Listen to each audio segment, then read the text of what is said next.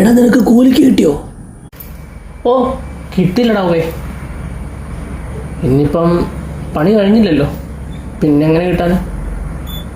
എടാ അതല്ല, നിനക്ക് കൂലിക്ക് കിട്ടിയോ? നാളെ പോകുന്നുണ്ടോ നീ? എടാ അതാ പറഞ്ഞത്, കൂലി കിട്ടണമെങ്കിൽ പണി കഴിയണ്ടേ? എൻ്റെ പണി തീർന്നിട്ടില്ലല്ലോ, അപ്പം നമ്മൾ ഓൺ ഡ്യൂട്ടി അല്ലേ. ഇവര് ഞാനത് എങ്ങനെയാ? എടാ അതല്ല, ഇപ്പോൾ നാളെ ഒരു സിനിമ റിലീസ് ചെയ്യുന്നുണ്ടല്ലോ, കൂലി കൂലി. ആ അതിനുള്ള ടിക്കറ്റ് കിട്ടുമെന്നാണ് ഞാൻ ചോദിച്ചത്.